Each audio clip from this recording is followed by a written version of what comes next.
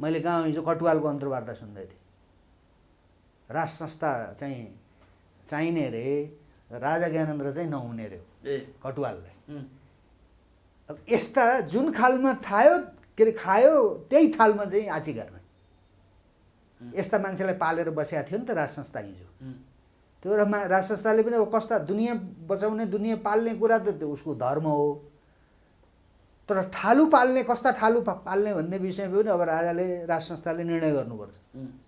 शाही नेपाली सेनाको पूर्व चाहिँ सेनापति कटुवाल उसले बोले भाषा हेरौँ त, त्यो कस्ता मान्छेलाई पालेर रहेछ त। मेरो छोरालाई चाहिँ त्यहाँभित्र राखेर पालेर सेनापति बनाइदिए भए त मेरो छोरालाई त्यस्तो भाषा बोलेको भए त म त्यही बेलुकै सुट गरिदिन्थेँ। हाम्रो भाषा बोलिराखेका छन् क्या, राष्ट्रवादी देशभक्त विदेशीका विवेकमा नचल्ने विचारमा नचल्ने, हाम्रा आफ्ना विवेक र विचारमा चल्ने विवेकयुक्त नेपालीको भाषा चाहिँ ओलीले बोलिराखेका देख्छु, सुन्छु मैले। त्यो के भने बाँदर मुडे घटना घटाउने है, बोइङ लुड्ने, क्यान्टोनमेन्टको फाइलको कुरा गर्छन् कहिलेकाहीँ, क्यान्टोनमेन्टमा भ्रष्टाचार गर्ने, नक्कली चाहिँ लडाका बनाएर पैसा ल्याएर खाने, त्यो हिसाब किताब केही बुझाउनु नपर्ने, अनि आफ्नो पार्टीको विरोध गरे बापत चाहिँ मान्छेलाई फरक विचारको मान्छेलाई चाहिँ अपहरण गरेर लिएर महिनौँ दिनसम्म राखेर तडपाएर मार्ने, ललिता निवासको कुरा पनि गर्छन् बेला बेलामा। फेरि यी तमाम अपराधमा चाहिँ मुछिएको मान्छे प्रचण्डलाई र ओलीलाई सत्ता छोड्ने मलाई भौलाकोहरूले ठोकाएको छ भन्ने ओलीले भनेको सुन्दाखेरि चाहिँ हामी राष्ट्रवादीहरू चाहिँ ओलीको पक्षमा छौँ। यसकारण छौँ हामी, ओली टिकिरहनुपर्छ। ओली टिकिरह्यो भने तपाईँले भन्नुभएको जस्तो राज संस्थाको कुरा गर्नुहुन्थ्यो, त्यो चाहिँ कसरी आउँछ त फेरि? यी सबै लोभी पापीहरू हुन्, यी सबै अधर्मीहरू हुन्। यहाँ न धर्म बाँकी रह्यो न राजनीति बाँकी रह्यो। त्यो लोभी पापीहरू दौडिरहन्छन्। त्यो ओलीले नै यो लफडा सिद्ध्याउने काम उहाँले गरिदिएको भए कस्तो आनन्द हुन्थ्यो। म गुरु गोरखनाथलाई सासी राखेर हे गुरु गोरखनाथ भगवान् भोलेनाथ यो काम ओलीबाटै गराइदिनु होला र ओलीका दिमागमा गएर बसिदिनु होला प्रभु भनेर भन्छु। त्यो मौकामा चौका हान्नेवालाहरूले नेपालको राज संस्थालाई बोके पनि केही फरक पर्दैन, नबोके पनि अब केही फरक पर्दैन। ओलीकै कारणले यो व्यवस्था जान्छ। यो व्यवस्था गएन भने ओलीले नै यो व्यवस्था अड्याउने खतरा हुन्छ। गयो पनि उहाँबाटै जान्छ, टिकाउने पऱ्यो भने उहाँबाटै टिकिन्छ होइन त। अन्तिम विकल्प ओली नै हो। ओली नै हो। अब अरू कसले टिकाउनु त? प्रचण्डले। प्रचण्डको पछाडि हिँड्छ अब दुनियाँ। बाबुरामको के गति भयो, हिँड्छ। शेरबहादुरको पछाडि लागेर अब चाहिँ व्यवस्था हुन्छ कुनै? साम्यवाद भने भित्ताको हो कि भित्तामा लेख्ने साम्यवाद हो कि किताबमा पढ्ने साम्यवाद मात्रै हो कि उनीहरूको घोषणा पत्रमा मात्रै हो कि नेताहरूका जीवनमा आउने मात्रै साम्यवाद हो कि कम्युनिजम भने के? साम्यवादी भन्नेहरू, आफूलाई कम्युनिस्ट भन्नेहरू, यिनीहरूलाई लाज छ भने, लाज बचे खुचेको लाज अलिकति बाँकी छ भने कहाँ खोल्यौ तिमीले सामूहिक चाहिँ भान्सा कम्युन कहाँ खडा गर्यौ कि यो कोरोनाको सङ्कटको बेलामा सबैले सँगै बसेर खाना खाने, ती बेरोजगार जो दिनभरि काम गरेर बेलुका खानुपर्नेहरू, जो अरूको मजदुरी गरेर चाहिँ मानव जुटाउने दैनिकी जीवन गुजारा गर्नेहरूको बारेमा कम्युन चाहिँ कहाँ चलाए यिनीहरूले, कहाँ पाक्दैछ त्यो कम्युनिस्टहरूको भान्सा। यिनले जनतामाथि अन्याय गरे भने आओ मैले, यिनले न्याय दिएनन् भने आओ मैले, यिनले सुरक्षा दिएनन् भने आओ मैले, यिनले देशभित्र उद्योग कल कारखाना खोलेनन्, युवाहरूलाई बेचे भने आओ मैले, यिनले शासन सत्तामा बसेर भ्रष्टाचार गरे भनेको हो मैले, यिनले यो वा त्यो व्यवस्थाको नाममा युद्ध र आन्दोलन भन्दै दुनियाँ नेपाली जनतालाई मराउँदै आफूले मस्ती गर्दै गरे यो भएन भने आओ मैले, विदेशीहरूसँग असमान सन्धि सम्झौता गरेर यो राष्ट्रको अस्तित्व चाहिँ मास्न हुँदैन, यो चाहिँ देशद्रोही काम हुन्छ भने आओ मैले। अब त यो कुरा त अरूले पनि भन्नुपर्ने हो नि। यिन त के भने यो बाँदरे प्रवृत्ति भयो कि यिनले आफ्नो पनि केही बाँकी राखेनन्, राष्ट्रको पनि केही बाँकी राखेनन्। सबै विधि विधान संरचनाहरू, राष्ट्रका जो चलाउन नहुने संरचनाहरू पनि खत्तम गरिदिए, सुरक्षा अङ्ग तहस नहस बनाइदिए, एउटा साना बाँकी छ। न्यायालयको हालत हेर्नुहोस्, त्यहाँ न्यायालयलाई कस्तो बनाए होइन। त्यसो भएको हुनाले ओलीले व्यवस्था फाले पनि ओलीले फाल्छन् र यो व्यवस्थालाई अडाइराखे पनि अब त्यही ओलीले अडाउने हो, अरू कसैले चाहिँ यहाँ केही गर्नेवाला छैन नमरेको। समाजको आवाज.com को विशेष कुराकानीमा आज हामीसँग हुनुहुन्छ वरिष्ठ पत्रकार, राजनीतिक विश्लेषक तथा राष्ट्रिय शक्ति नेपालका प्रवक्ता अनिल योगीज्यू। यहाँलाई हाम्रो च्यानलमा स्वागत छ। धन्यवाद। हजुर सर, आराम हुनुहुन्छ? ठिकै छ अहिलेसम्म। कसरी बित्दैछन् दिनहरू सर? एकातिर रोग छ, अर्कोतिर शोक छ। अब देशको स्थिति दिन प्रतिदिन डामाडोल हुँदैछ।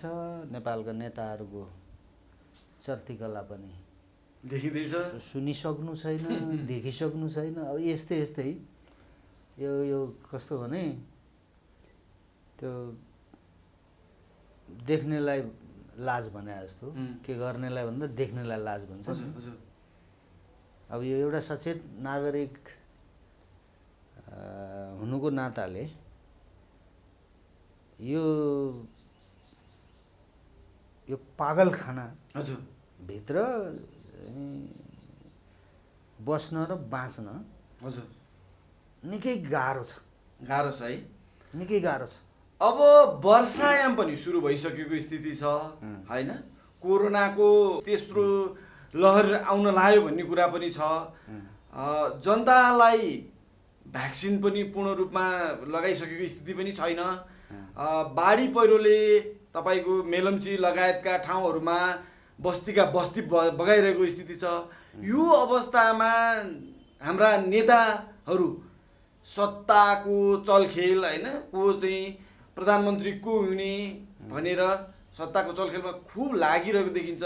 नेपालको राजनीति कतातिर जाँदैछ सर? अब यो चाहिँ अहिले तपाईँको प्रश्न अत्यन्तै गम्भीर प्रश्न हो। यो बुझ्नेका लागि चाहिँ हजुर, जसले विवेक प्रयोग गर्छ, जसले आफूलाई सचेत नागरिक हौँ भन्छ, जसले के न्याय हो के अन्याय हो भन्ने कुरा छुट्याउन सक्छ, जसले यो व्यवस्था खराब र त्यो व्यवस्था ठिक भनेर त्यसको व्यवस्था माथि पनि चाहिँ विचार गर्न सक्ने विवेक राख्छ, ती मान्छेका लागि चाहिँ यो निकै ठुलो पीडादायी प्रश्न हो है।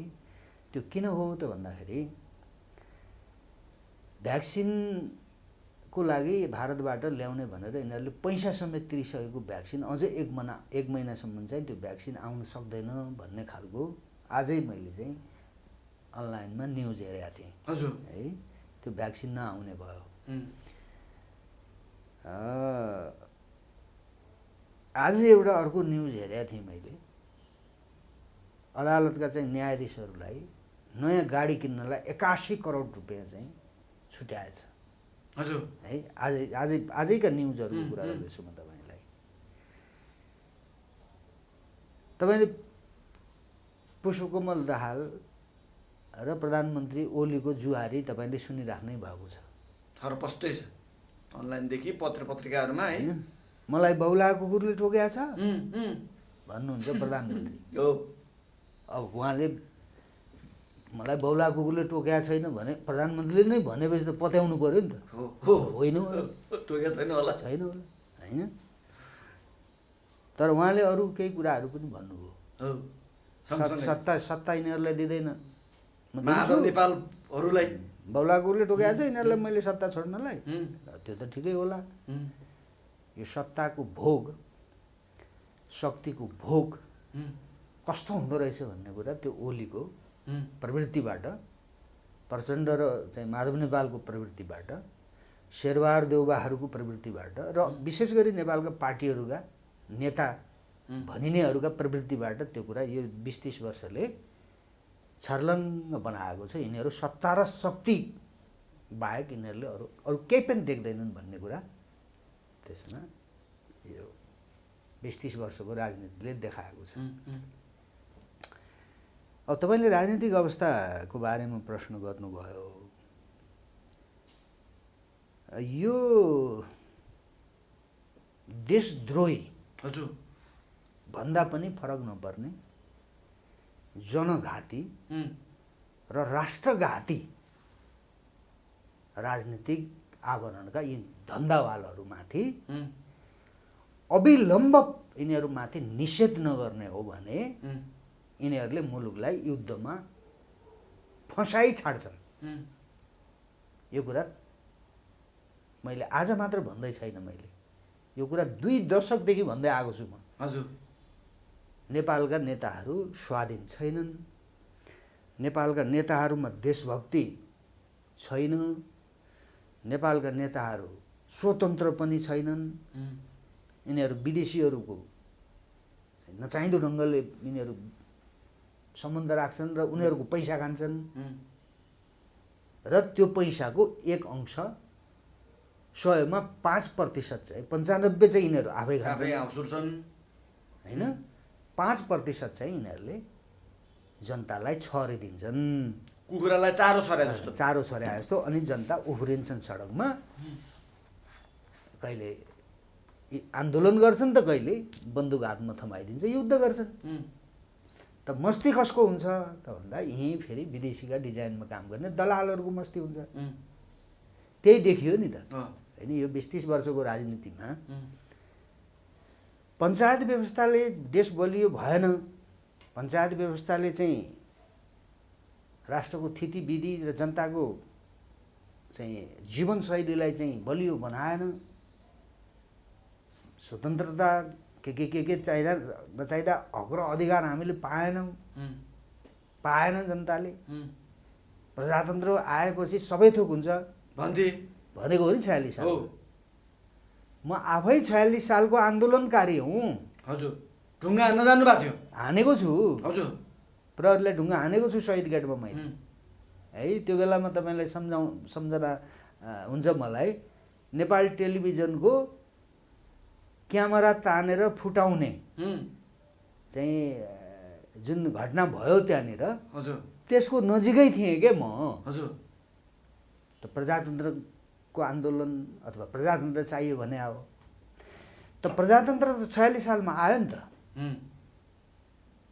राजाले चाहिँ संवैधानिक राजा भएर चाहिँ बस्ने, जनताका प्रतिनिधि, जनताद्वारा निर्वाचित प्रतिनिधिहरूले शासन व्यवस्था चलाउने विधि व्यवस्था संविधान बनेको हो नि त। बनेको।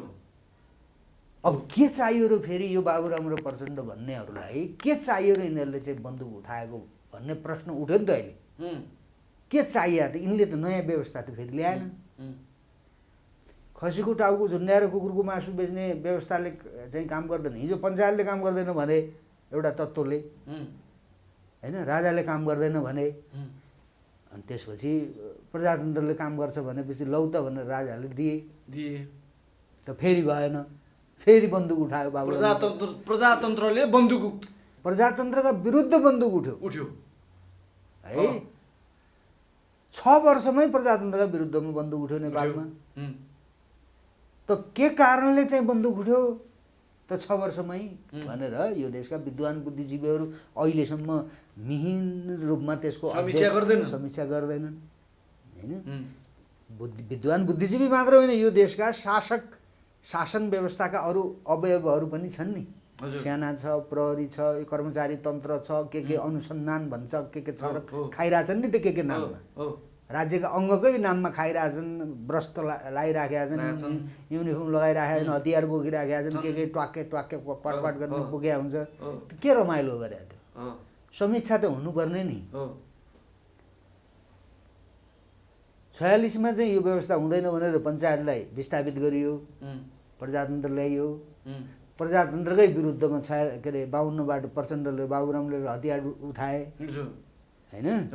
अहिले यो 62-63 पछि फेरि यो के शान्ति प्रक्रियाको नाममा मुलुकमा हिंसा मचाउने र प्रतिहिंसा मचाउने पनि यिनीहरू नेपाली जनतालाई र राज्यका सुरक्षा अङ्गहरूलाई लडाइँमा हाल्ने पनि यिनीहरू होइन। यिनीहरू नै शान्तिका चाहिँ दूत भएर गौतम बुद्धको रूप धारण गरेर आयो, फेरि पत्यायो यो मूर्ख दुनियाँले। नेपालका तथाकथित चाहिँ विद्वान बुद्धिजीवीहरूले चाहिँ ताली बजाए, गणतन्त्र लोकतन्त्र आयो अरे फेरि 10 वर्षपछि 46 मा आइसकेको प्रजातन्त्रका विरुद्धमा 52 माओवादीले बन्दुक उठायो, प्रचण्ड र बाबुरामले 10 वर्ष लडे, रमाइलो गरे, लुटे दुइटैले। राज्यमा बसेर चाहिँ प्रतियुद्ध गर्नेले पनि लुटे, ठालुहरूले। दुःख त जनताले नै पाएको हो, राज्यका सुरक्षाकर्मी तल्लो स्तरका सुरक्षाकर्मीले पो दुःख पाएको हो, तिनका परिवारले पो भाग्नु पर्या हो, तिनले पो मारिनु पर्या हो। त माथिका ठालुहरूलाई त के उनले त माओवादीले चन्दा बुझाएका थिए नि, ठुला ठालुहरू त धेरैले मर्नु परेन नि, एक दुईजनाकै आकल झुकल चाहिँ परे होला। चन्दा बुझाउन माओवादीलाई तयार नहुनेहरू, प्रचण्ड र बाबुरामलाई पैसा दिन तयार नहुनेहरू मारिए होलान्। अरू त धेरै चाहिँ आर्मीका जरसाबहरूले पैसा बुझाएको, बैङ्कका चाहिँ यो बैङ्क सञ्चालकहरूले चाहिँ गाडीमा पैसा हालेर जङ्गलमा पैसा पुर्याइदिएको। माओवादीका लडाकाहरूले यहीँ काठमाडौँमा आएर ट्रकमा चाहिँ पैसाका ठुला चाहिँ ट्रकमा चाहिँ पैसा खाँदेर चाहिँ थानकोटबाट बाहिर लगेर चाहिँ कहाँ हो दिल्ली कि कहाँ हो बाबुरामहरू बसेका ठाउँ बुझाएको आयो नि। भारतको चक्रतामा बस्थे यिनीहरू। त्यसो भएर यो राजनीति यिनीहरूले गरेनन्।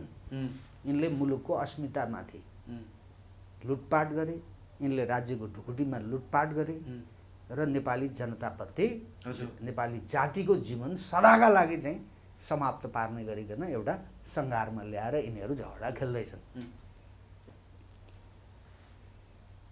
काङ्ग्रेसको पनि कुनै बेला बहुमत आयो, त्यसले पनि आफ्नो धोती आफै बुस्कायो। गिरिजाप्रसादले मध्यवादीमा हाल्यो मुलुकलाई, होइन।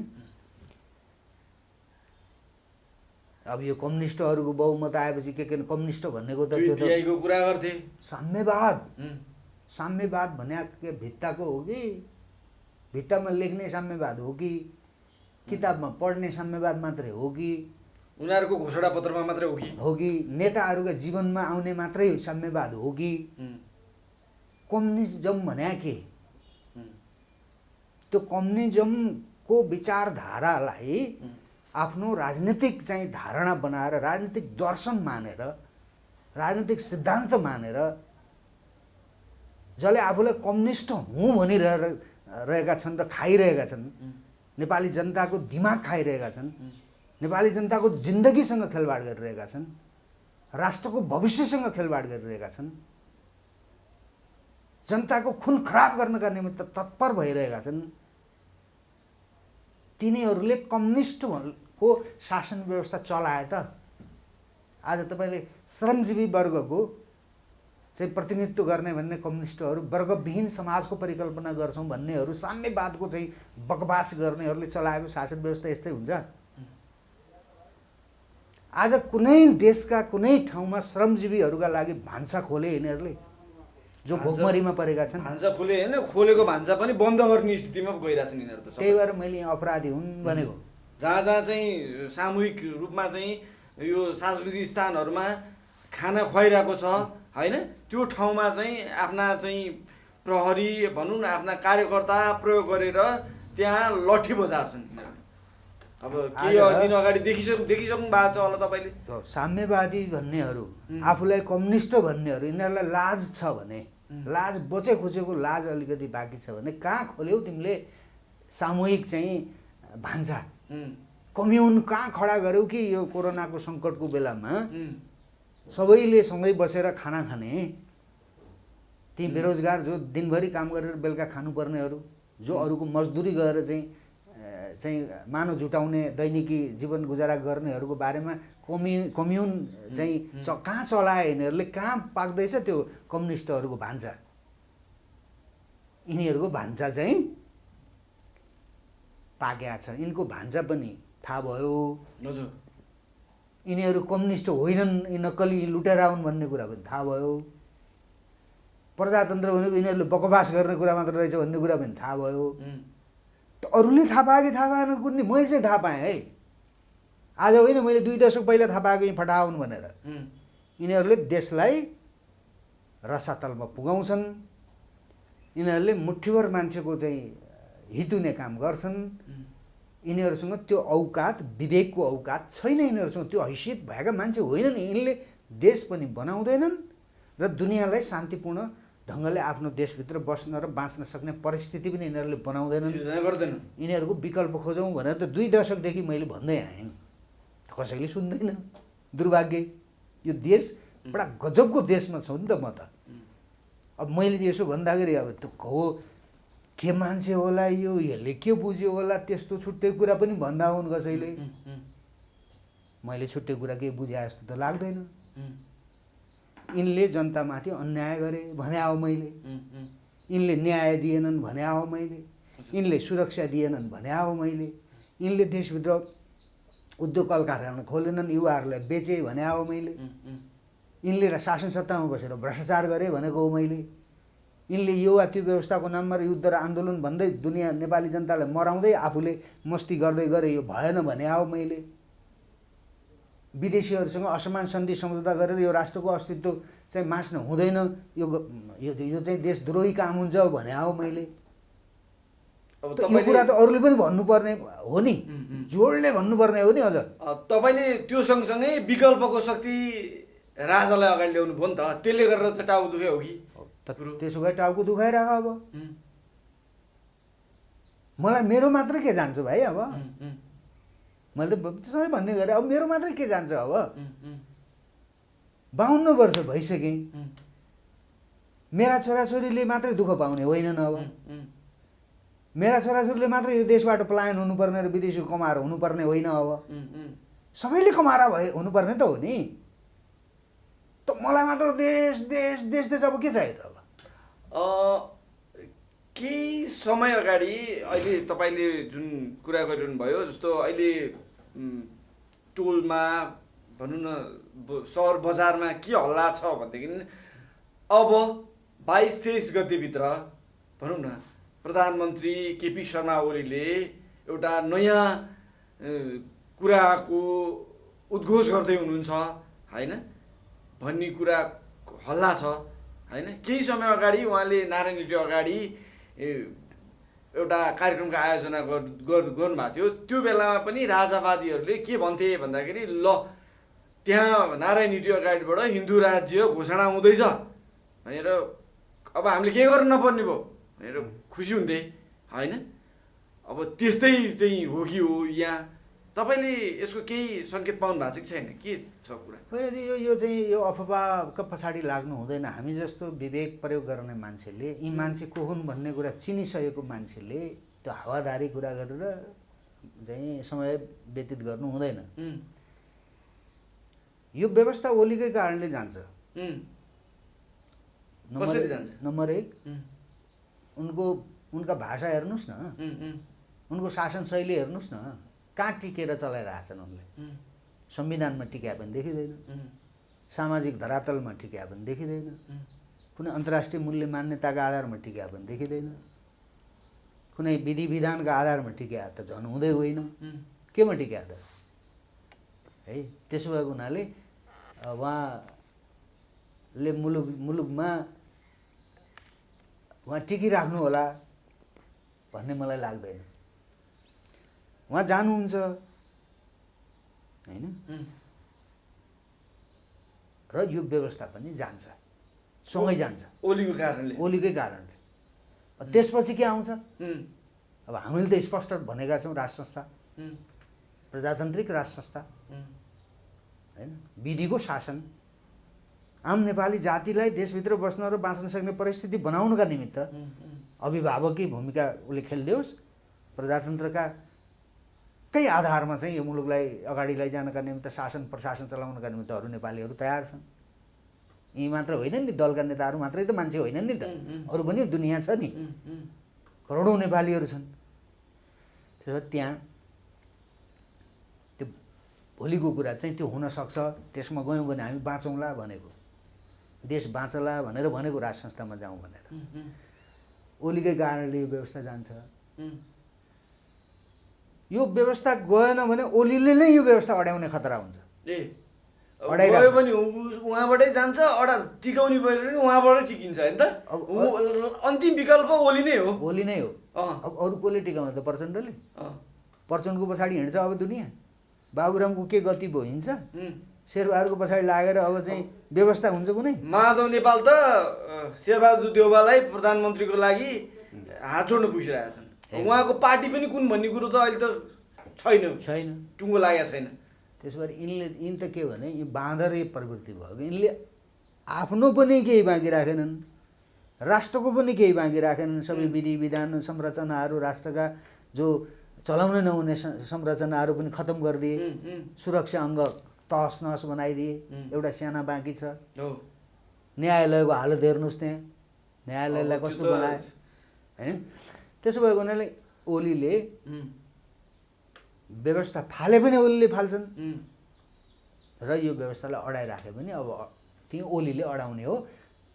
अरू कसैले चाहिँ यहाँ केही गर्नेवाला छैन। नम्बर 1। नम्बर 2, हामी जस्तो एउटा दीर्घकालीन मुलुकको हितका पक्षमा काम गर्ने, सोच्ने, चिन्तन मनन गर्ने, देश हित विपरीत भएका चाहिँ नेपालका पार्टी र नेताहरू र विदेशीहरूका गतिविधिहरूको बारेमा नजिकबाट चासो र चिन्ता गर्ने, गल्ती भएका कुराहरूमा यो गल्ती भयो, यो गर्न मिल्दैन, हुँदैन भनेर भन्ने जुन हामीहरू जस्ता नेपालीहरू छौँ समाजमा, त्यसमा म अरूको भन्दा मेरो विचारहरू भिन्न छ। त्यो भने के भने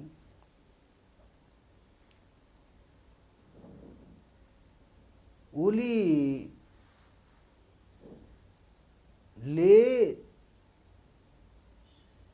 यो प्रचण्ड भन्नेसँग यो देशलाई रसातलमा फसाउने त बाबुराम र प्रचण्ड हुन् नि। ओली र चाहिँ देउवा पनि हुन त। तर अहिले ओलीको भाषा सुन्दा चाहिँ उनी हाम्रो भाषा बोलिराखेका छन् क्या। राष्ट्रवादी, देशभक्त, विदेशीका विवेकमा नचल्ने, विचारमा नचल्ने, हाम्रा आफ्ना विवेक र विचारमा चल्ने विवेकयुक्त नेपालीको भाषा चाहिँ ओलीले बोलिराखेका देख्छु, सुन्छु मैले। त्यो के भने बाँदरमुढे घटना घटाउने है, बोइङ लुड्ने, क्यान्टोनमेन्टको फाइलको कुरा गर्छन् कहिलेकाहीँ, क्यान्टोनमेन्टमा भ्रष्टाचार गर्ने, नक्कली चाहिँ लडाका बनाएर पैसा ल्याएर खाने, त्यो हिसाब किताब केही बुझाउनु नपर्ने, अनि आफ्नो पार्टीको विरोध गरे बापत चाहिँ मान्छेलाई, फरक विचारको मान्छेलाई चाहिँ अपहरण गरेर लिएर महिनौँ दिनसम्म राखेर तडपाएर मार्ने, ललिता निवासको कुरा पनि गर्छन् बेला बेलामा। फेरि यी तमाम अपराधमा चाहिँ मुछिएको मान्छे प्रचण्डलाई र ओलीलाई सत्ता छोड्ने मलाई बहुलाकोहरूले ठोकाएको छ भन्ने ओलीले भनेको सुन्दाखेरि चाहिँ हामी राष्ट्रवादीहरू चाहिँ ओलीको पक्षमा छौँ। यस कारण छौँ हामी। ओली टिकिरहनुपर्छ। ओली टिकिरह्यो भने तपाईँले भन्नुभएको जस्तो राज संस्थाको कुरा गर्नुहुन्थ्यो, त्यो चाहिँ कसरी आउँछ त? फेरि त हामीलाई राज संस्था त जनताले खोज्दैछ नि। यो झगडाको अन्त्य गर्नलाई त हामीले गर्न सक्दैनौँ नि। भोलि राज संस्था फर्केर हामीले गर्नुपर्ने भयो भने त ओलीसँग पनि हिसाब किताब गर्छौँ हामी। हामीले गर्ने हिसाब किताब भने त प्रचण्डसँग मात्रै होइन नि। अहिले यो प्रचण्ड र बाबुराम भन्नेलाई तह लगाउनलाई त तपाईँले र मैले त सक्दैनौँ। म त सक्दिनँ। मेरो हातमा म शासन सत्तामा भइदिएको भए त म गरिहाल्थेँ। म कसैलाई सोध्नेवालै थिएन नि। के गर्नु, यिनले अब गरेको अपराध मलाई थाहा छ, कहाँ हान्ने भन्ने कुरा मलाई थाहा छ नि। म गरिहाल्थेँ। त्यो ओलीको भाषा सुन्दाखेरि चाहिँ उहाँले गर्न खोजेका त होइन जस्तो पनि लाग्दैछ क्या मैले। आफ्नो सत्ता रक्षाको लागि पनि ओलीले त्यो गर्न खोज्या हो भने त राम्रै हो। भोलि हामीले खोरमा, राष्ट्रवादीहरूले खोरमा हाल्नु पर्नेलाई अहिले ओलीले हालेर गइदिएपछि हामीलाई पनि त आनन्द भयो नि त। काम गरौँला नि हामी, अनि फटाहरूसँग झगडा खेल्दै बस्न त पर्दैन नि। देश विकास गरौँला, आम नेपालीलाई देशभित्र बस्न र बाँच्न सक्ने परिस्थिति बनाउला। त्यो त भोलि सकारात्मक काम गर्ने हामीलाई पर्याप्त समय हुन्छ नि त यी अपराधीहरूसँग झगडा खेल्नुपर्ने भएन भने। त्यो ओलीले नै यो लफडा सिद्ध्याउने काम उहाँले गरिदिएको भए कस्तो आनन्द हुन्थ्यो। म गुरु गोरखनाथलाई सासी राखेर हे गुरु गोरखनाथ भगवान् भोलेनाथ यो काम ओलीबाटै गराइदिनु होला र ओलीका दिमागमा गएर बसिदिनु होला प्रभु भनेर भन्छु। हजुर एउटा कुरा मलाई सोध्नु मन लाग्यो के छ भनेदेखि अब तपाईँहरू त पार्टी पनि होइन होइन अहिले अभियानमै हुनुहुन्छ अनि जो राजा भनिरहेको पार्टी छ त्यसले चाहिँ द्वैत चरित्र देखाइरहेको स्थिति छ। उसको जुन हेर्दाखेरि माछा पर्यो भने दुलोभित्र हात सर्प भेट्यो भने दुलोबाट बाहिर हात भने जस्तो गर्छ होइन। अनि फेरि राजा भन्नेहरू जति पनि छन् उनीहरू राजा हिन्दू धर्म हिन्दू राज्य होइन हिन्दू अधिराज्य भन्नेहरू पनि कस्तो छन् भन्दाखेरि एक अर्काको त्यो अस्तित्व हुन्छ नि स्वीकार पनि गर्न नचाहने अनि त्यस पछाडि एउटाले अर्कोको कुरा सुन्नै नचाहने त्यस्तो स्थिति देखिन्छ। अनि त्यस पछाडि तपाईँले भने जसरी राजा त कसरी आउनुहुन्छ होइन होइन राजालाई आम जनताले बोक्ने हो। यस्तो नि जनताको मनमा त राजा छ नि त तपाईँले हेर्न सक्नुहुन्छ। जस्तो पूर्वमा सवारी हुँदा त्यति नै जनता देखिन्छ पश्चिममा जाँदा जनता त्यति नै देखिन्छ। राजा जता जता जानुहुन्छ उतै चाहिँ जनताको जुन लहर देख्दाखेरि त राजा त जनताको मन मस्तिष्कमा त भएको जस्तो देखिन्छ नि। ठिक छ तपाईँले बुझेँ मैले कुरा के हो भने यी सबै लोभी पापीहरू हुन् यी सबै अधर्मीहरू हुन्। यहाँ न धर्म बाँकी रह्यो न राजनीति बाँकी रह्यो। त्यो लोभी पापीहरू दौडिरहन्छन्। मौकामा चौका हान्न पाइन्छ चौका मात्र छक्कै हान्न खोजिन्छ छक्का अर्थात् के हान्ने त्यही त्यो हान्दै आएका हुन् नि सबैले। अब त्यो मौकामा चौका हान्नेवालाहरूले नेपालको राज संस्थालाई बोके पनि केही फरक पर्दैन नबोके पनि अब केही फरक पर्दैन। राज संस्थाले नेपालको राजाले आम नेपालीसँग नेपालको यो राजाको कुरा उठाउने म जस्ताको मात्रै राजा त होइन नि त होइन नि राज संस्था भनेको त राजा सबका साझा। राज संस्था त आम नेपालीको संस्था हो। हजुर आम नेपाली जातिको संस्था हो। आम नेपाली जातिलाई सुख र सुविधा दिने का निमित्त अहोरात्र खट्ने संस्था हो। त्यो अभिभावक हो। त्यो आज राजावादी हुँ भन्नेहरू हामी जे जति हल्ला गर्दैछौँ नि हामी जस्ता हल्लाखोरहरूको लागि मात्रै राज संस्था आवश्यक भएको होइन देशको लागि आवश्यकता भएको हो। अबको राज संस्थाले नेपाली जनताका विवेकसँग आफ्ना विवेक जोडेर राजावादी भन्ने माओवादी भन्ने खाओवादी भन्ने दाओवादी भन्ने के प्रजातन्त्रवादी भन्ने के वादीहरू छन् नि घिनलाग्दा मान्छेहरू। ती घिनलाग्दा मान्छेहरू भित्रबाट कम घिनाउँदो मान्छेलाई लिएर हिँड्नु पर्यो। हजुर राज संस्थाको बाध्यता त्यति छ धेरै ठुलो बाध्यता छैन। घिनलाग्दा मान्छेहरूका बिचबाट कम घिनलाग्दो मान्छेलाई लिएर डन्डा पनि समाइराख्ने मुलुकका विरुद्ध काम गरिस् भने यो डन्डा खान्छस् जनतालाई दुःख दिस् भने यो डन्डा खान्छस् भ्रष्टाचार गरिस् भने यो डन्डा खान्छस् जनताले न्याय र सुरक्षा दिनस् भने यो डन्डा खान्छस् भनेर एउटा डन्डा पनि छ नि। त्यो डन्डा हान्ने राज संस्था चाहियो र यी गनाउनेहरू मध्येबाट कम गनाउनेलाई लिएर देशलाई एउटा स्थितिमा ल्याउनका निमित्त राज संस्थाले प्रयास गर्नुपर्छ। अब एक्लै राज संस्थाले राजाले गर्ने कुरा हुँदैन यो उहाँले सक्ने पनि होइन होइन।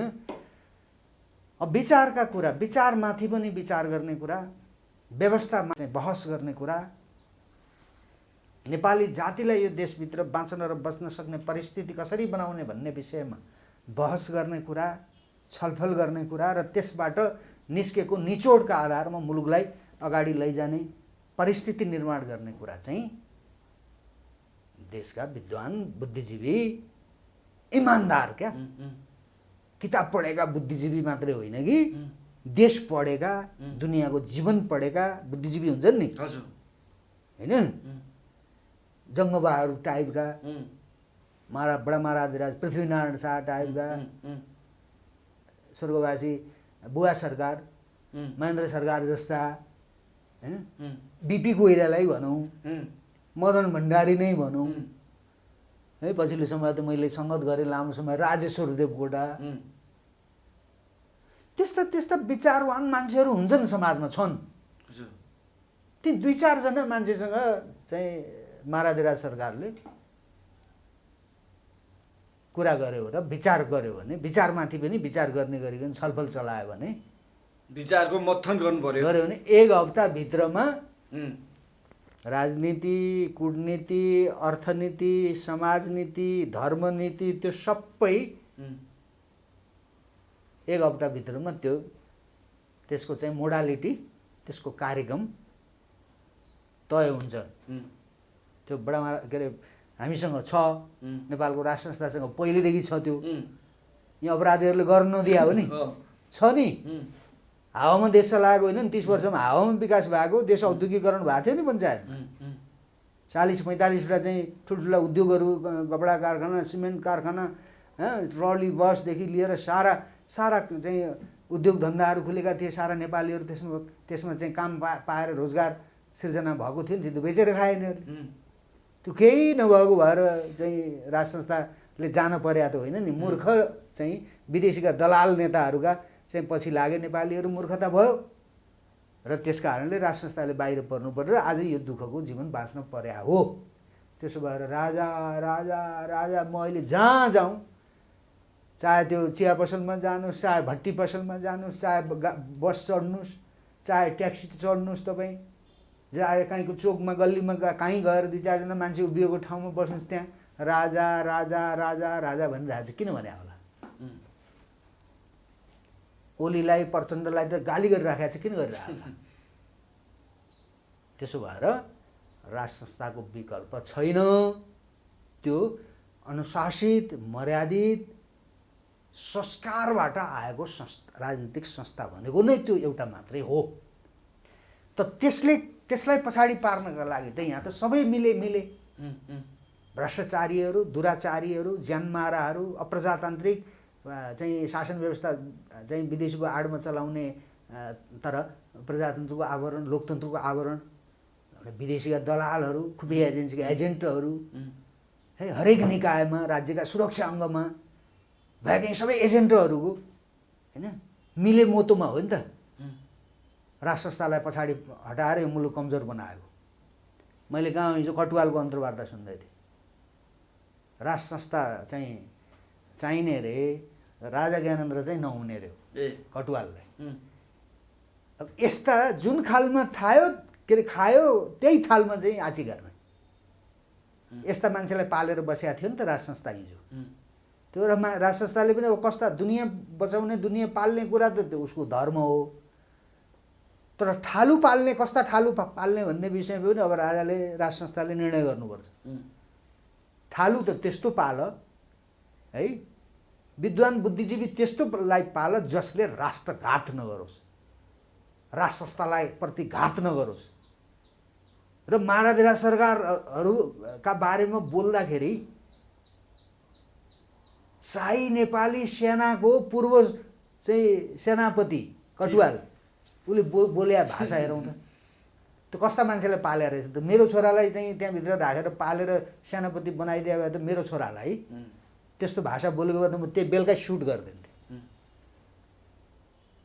कस्तो कस्तो आँट आएको यिनीहरूलाई त्यही राज संस्थाका आडमा चाहिँ कहाँको एउटा ढाक्रेको छोरो चाहिँ त्यत्रो ठालु पल्टियो राजाको बारेमा त्यस्तो चाहिँ निम्न स्तरको टिप्पणी गर्छ त्यसो भएर अब यो ठालुहरूका कुरा सकभर नेपालको राजाले नसुनोस् भन्छु म चाहिँ जनताका कुरा चाहिँ मेरो पनि नसुने केही फरक पर्दैन मेरा कुरा सुनोस् अरूका नसुनोस् भने होइन मैले जनताका कुरा सुनोस् मेरा पनि सुन्नु पर्दैन जनतालाई ल्याउ जाऊ को ठालु चाहिने हो डन्डा हान्ने गरिकन ठालुलाई चाहिँ कहाँ को चाहिँदा रहेछन् कस्ता चाहिँदा रहेछन् ती मान्छे लिएर जाऊ मेरा कुरा पनि सुन्नु जरुरी छैन ठालुहरूले त धोका दिएको हो नि नेपाली जनतालाई उछाल्ने विदेशीका दलाल ठालुहरू र विदेशीसँग नदेखिने गरी जोडिएका र हिजो राज्यका जिम्मेवार ठाउँमा बसेका ठालुहरूले गर्दाखेरि हो नि यो राष्ट्र आज रसातलमा फँस्यो। त्यस्ता मुला दोक्लाहरूले चाहिँ ठुला कुरा गर्ने, हामीलाई पढाउन खोज्ने, विद्वान पल्टिने हाम्रो अगाडि, ज्ञानी पल्टिने, पढालेखा पल्टिने, विचारका कुरा गर्ने, यसो हुनुपर्छ उसो हुनुपर्छ यहाँ आउनुपर्छ हामीलाई सिकाउने गवारौँ हामी आजको युगमा। त्यसो भएर यिनले गरेका अपराध अक्षम्य खालका छन्। यस विषयमा आम नेपालीहरूका बिचमा समीक्षा होला, हुनुपर्छ। अबको चाहिँ मुलुकको रक्षाको चाहिँ प्रश्न चाहिँ गम्भीर बनेको छ। यसमा चाहिँ नेपाली सेना र नेपालको शाहवंश, नेपाली जनता, यो तीनटाका विवेक जोड्ने गरिकन यो तीनटाले मिलाएर यो सर्भिस पिपुललाई सशक्त बनाउने, बलियो बनाउने, आफ्नो देशको जनतालाई, नेपाली जातिलाई बलियो बनाउनका निमित्त स्वयं जनता पनि बुझ्ने हुनु पर्यो। अब राजा भने त कारण छ नि त, बुझ्यौँ अब आइदे बचाइदे भने हो नि होइन। त्यसो भएर अब सेनाको नेतृत्वले पनि बुझ्नु पर्यो, माराधुरा सरकारले पनि बुझेर मुलुकलाई शीघ्रातिशीघ्र नेतृत्व दिएर नचाहिँदा काम गर्नेहरूमाथि निषेध गरेर मुलुकलाई विकासको बाटोमा अगाडि लैजानु पर्यो। हस्, समय र संवादको लागि हजुरलाई धेरै धेरै धन्यवाद। ल, मलाई पनि समाजको आवाजमा मौका दिनुभयो, धेरै धेरै धन्यवाद। समाजको आवाज.com